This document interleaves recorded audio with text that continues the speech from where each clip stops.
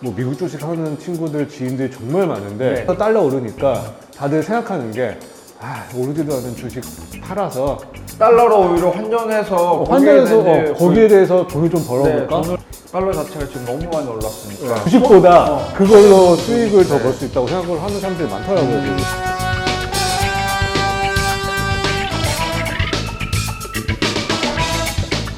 안녕하세요.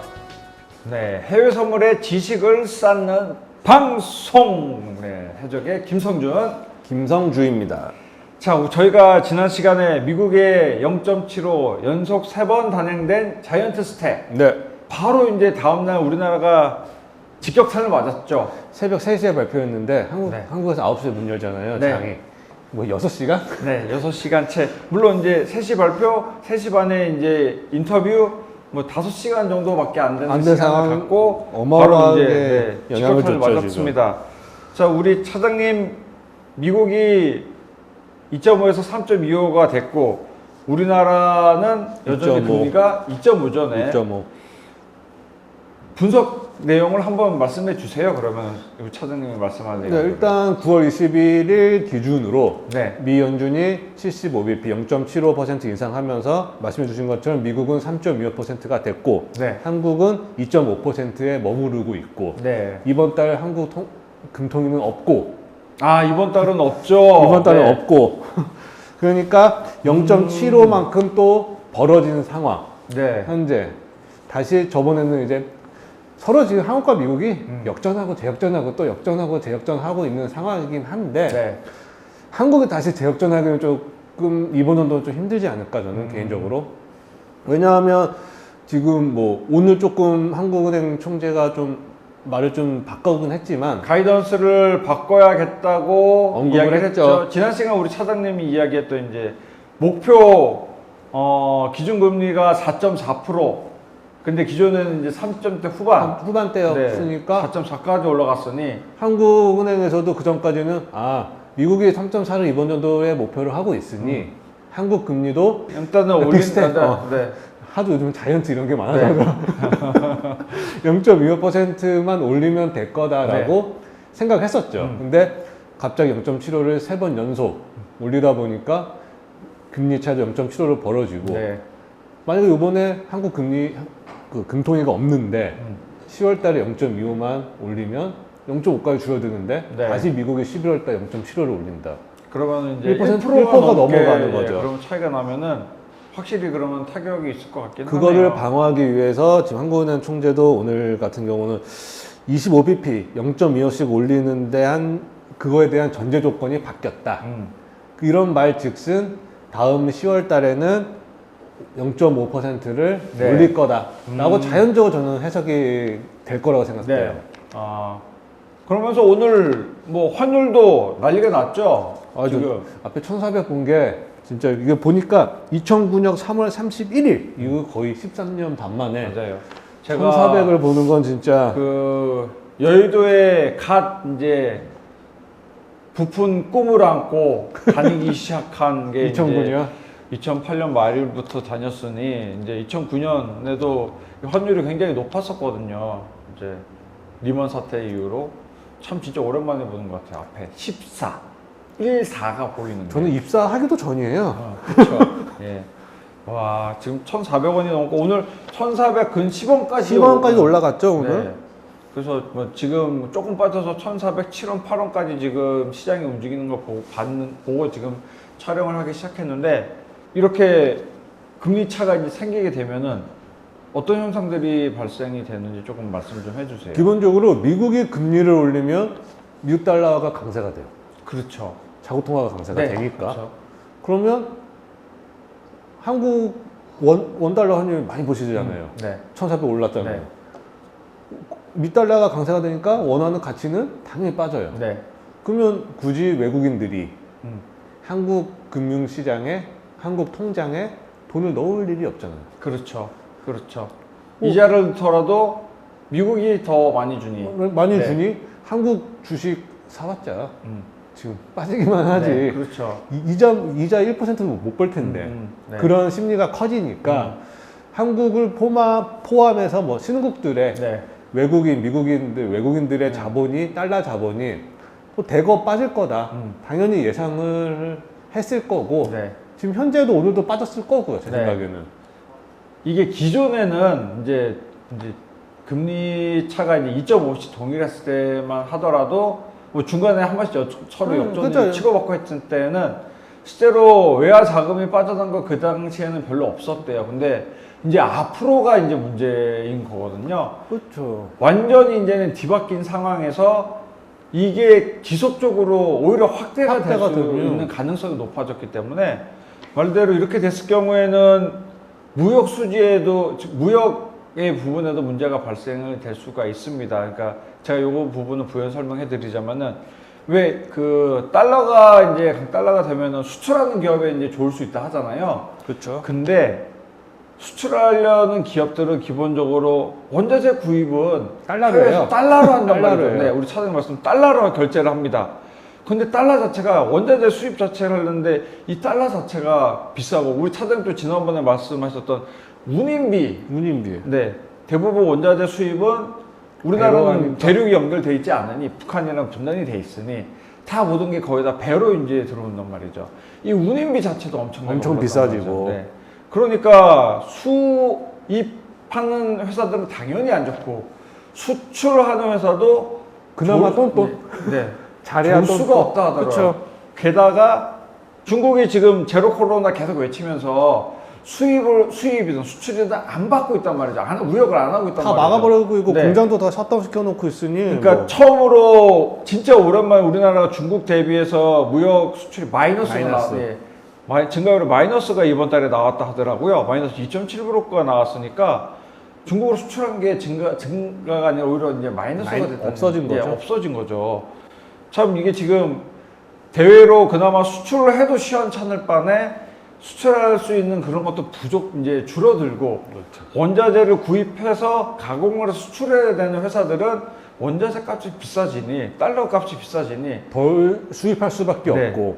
그리고 또 우리 차장님 말씀 이제 앞으로 돈이 이제 빠져나갈 거 이제 우려를 안 할 수가 없어요. 이제 제가 증권회사에 있으면서 이제 알게 된 거지만은 실제로 현재 2.5% 금리가 동일할 때는 우리나라에서 나간 돈이 외국 자본이 많이 빠져나가지 않았어요. 근데 오히려 해외 투자를 하시는 개인분들이 해외 주식이나 이런 투자하시는 분들이 많이 들면서 여기에 대한 투자 금액이 이제 달러로 이제 보내야 되기 때문에 이 금액이 어마무시하게 많아지면서 이제 말 그대로 서학개미들이 많아지면서 달러 이로 유출이- 인해서 달러 유출이 유출이 많아지는 어마무시하게 됐다고 하더라고요. 그러니까 참 아이러니한 게 투자에 대한 다양성과 포트폴리오가 넓어진 대신에 달러 유출이 거기에 이제 부과가 되는 그런 참 아이러니한 상황이 이거 좋다고 좋더라고요. 해야 되는 이게 건 좋다고, 나쁘다고 해야 네. 되는지는 모르겠지만 보면 제 주위에서도 정말 작년부터 시작해가지고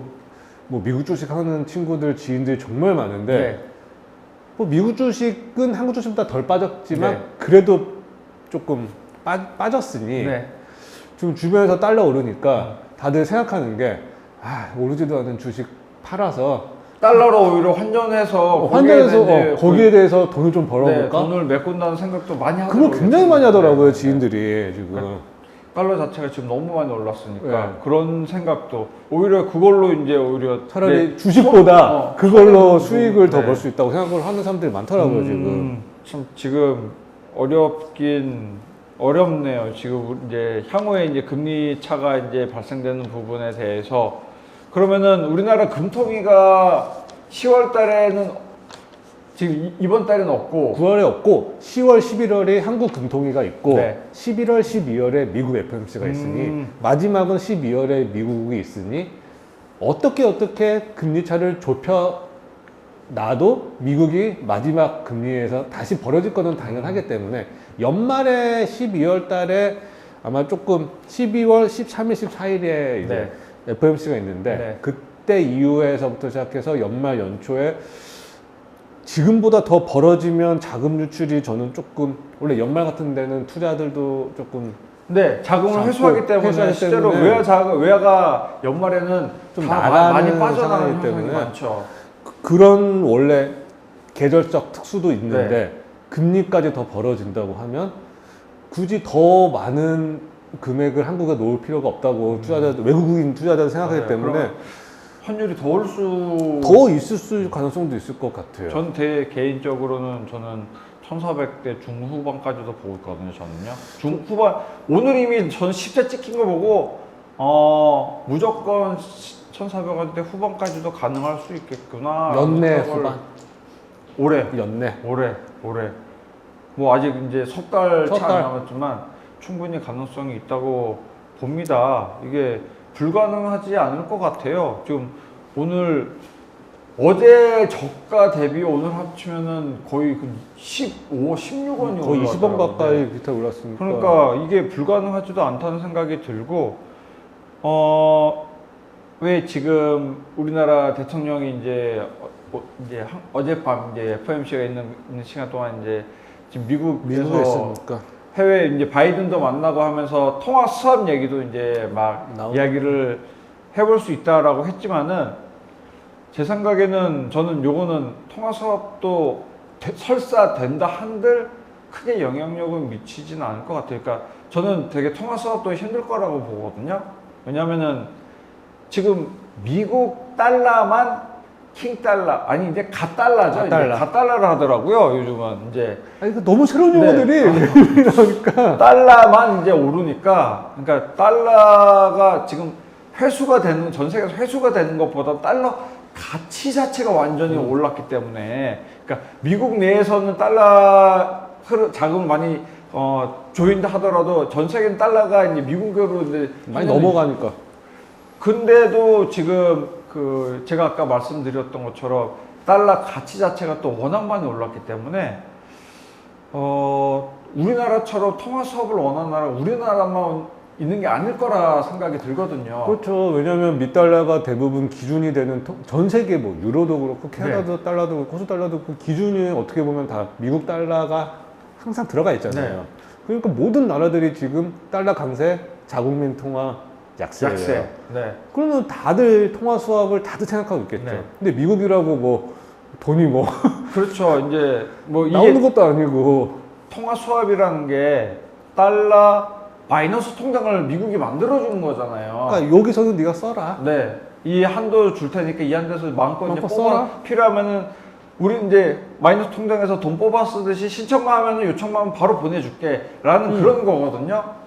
물론 이제 거기에서 이자는 있으니까. 있을 수 있겠지만은 근데 이제 우리나라만 원하는 게 아니라 전 세계 각국들이 지금 원하는 상황이 되는데 이 통화 수합에 대한 물론 이제 우리나라가 지금 반도체 시장이나 미국 반도체 시장에 기여하는 부분 상당 부분 크기 때문에 이런 부분을 감안을 하지 않을 수가 없겠지만은 통화 수합도 쉽지가 않을 것 같기도 합니다. 제 생각에는. 만약에 뭐 정말 통화 수합을 한다고 해도 뭐 과거 뭐 몇 년 전에 있었던 통화 수합에 비해서 뭐 이자율이 높다거나 조건이 더 안 좋겠죠. 아무래도. 그렇겠죠.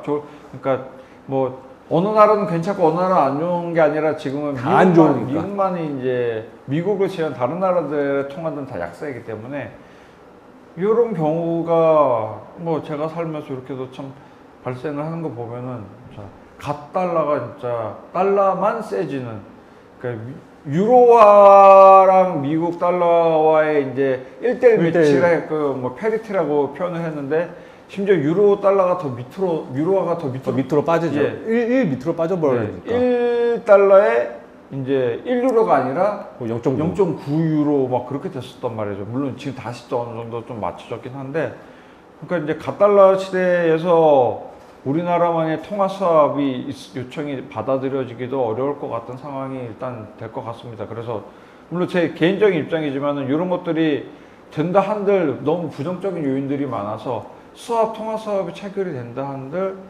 이제 그 외부 요인을 뭔가 떨쳐낼 수 있는 뭔가 구간이 없는 것 같아요. 그러니까. 맞아요. 지금 같은 거는 금리도 문제인데 고금리도 문제인데 뭐 계속 금리 올라가고 있으니까 미국을 바탕으로 전 세계가 그 고금리도 문제긴 한데 저는 지금 그냥 그 대외적인 리스크가 너무 클 것 같아요. 그러니까 전쟁이라는 정말 저희도 저희 세대에서 겪어보지 않은 거를 다른 나라에서 하고 있는 걸 보고 있으니까 그런 전쟁, 이때까지 없었던 질병, 거기에 중국의 다른 나라와 다른 이제 코로나나 다른 행보들, 네, 맞아요. 이런 게 너무 대외적인 리스크가 크다 보니까 금리는 다들 올리니 둘째 문제인 것 같아요. 네. 대외적 리스크가 하나라도 해결이 돼야 뭔가 조금 실마리가 좀 풀리지 않을까? 지금 말씀 들으니까 사방이 막혔다는 생각이 드네요. 그러니까요. 그러니까 완전히 고립이 됐다는 생각이. 근데 이런 고립이 됐다는 생각도 또 저희뿐만 하는 생각이 아닐 거잖아요. 지금 일본은 더 우울하게 생각이 될 것 일본 같은데. 생각하면 전혀 괜찮아요. 네, 일본 생각하면 저희는 괜찮아요. 괜찮으니까. 근데 일단은 이 우리나라 국제시장 자체가 너무 망가졌죠. 네. 지금. 소위 뭐 망가졌다 표현을 할 정도로 그 예전에 이제 뭐 특별한 문제가 있어서 어디가 뭐가 파산을 한다거나 필요 이상의 돈을 이제 뭐 부동산에 투기 세력이 많아서 그게 버블이 생겨서 그게 붕괴가 된다 그런 게 아니라 일단은 코로나로 인한 이제 역대급 전염병이 발생이 됐고 이로 인해서 이제 전 세계적으로 말도 안 되는 이제 거리두기 그리고 말 그대로 셧다운이죠. 셧다운이 발생이 됐고 대외적인 요소로 인해서 이제 발생이 된 거라 뭔가 경제적으로 문제가 됐던 게 아니라서 그래서 돈이 오히려 풀렸고 그렇죠. 사상 유례 없는 그래서 돈이 풀렸던 만큼 유동성이 공급이 됐으니 이걸 쪼으려는 이제 힘든 거죠. 네, 쉽지가 않은 상황이 된 거죠. 그러니까 그 당시는 돈을 풀어서 조금 괜찮았잖아, 삶이. 네, 네. 뭐 한 번 괜찮았으면 그걸 다시 회수하려고 하면 다시 고통이 따르는 거는 당연한데 네. 그 고통에 대한 시기가 생각보다는 좀 길어질 것 네. 같고 강도도 생각보다는 조금 많이 세질 것 많이 센 것 같고 같아요. 많이 셀 것 같아요.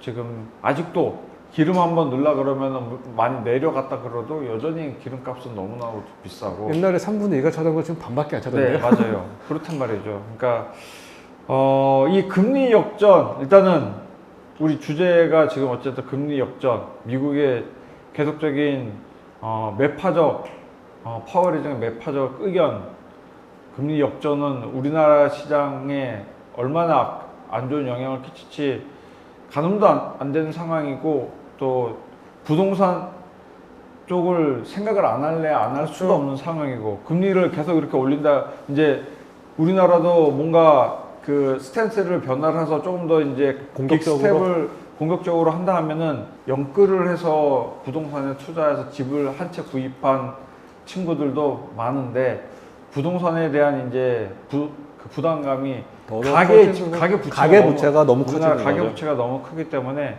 한국은행도 정말 고심에 고심을 많이 하면서 가장 뭔가 저희 국민들에게 좋은 대안을 만들어 주시는 게 저도 지금 방송을 하면서 주십사 부탁드립니다. 많이 좀 부탁을 드리겠습니다. 간곡히 부탁드립니다. 네. 자, 지금 미국의 금리는 3.25, 이제 우리나라는 2.5, 0.75만큼 벌어진 상태입니다.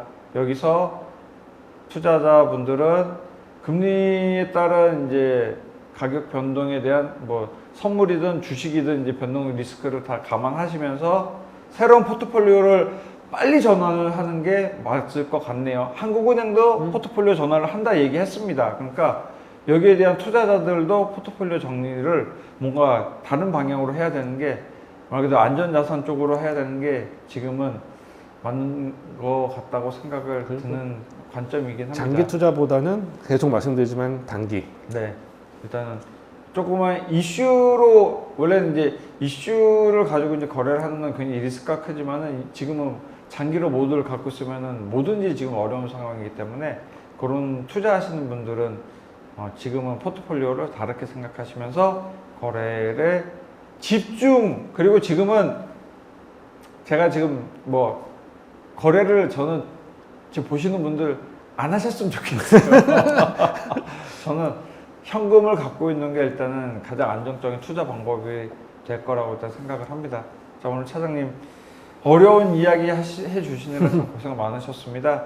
다음 시간에는 이제는 저희가 뭘 정하기도 좀 그런 것 같아요. 아니요, 금리 차에 대한 이야기를 계속 다뤄봐야 돼요. 러시아가 동원령 나오고 이제 겨울이 점점 다가오면서 가스 얘기, 이 반복적인 이야기들이 어쩔 수 없이 계속 이슈가 되기 때문에 이런 이야기도 다시 한번 다음번에 그런 얘기도 천연가스 가격이 많이 내렸는데 왜 내렸는지 그 부분도 조금 이야기를 우리 제가 계속 이제 오른다 얘기만 계속 했으니까 오르니까. 내린다 얘기도 조금 내리는 왜 내릴 수 있는 포인트가 뭔지 이야기를 좀 다뤄보는 시간도 가져보도록 하겠습니다. 오늘 사장님 수고하셨고요. 자, 시청해주시는 분들 다시 한번 좋아요와 구독 부탁드립니다. 반드시 부탁드리겠습니다. 네, 오늘 시간 여기서 마무리하도록 하겠습니다. 감사합니다. 네.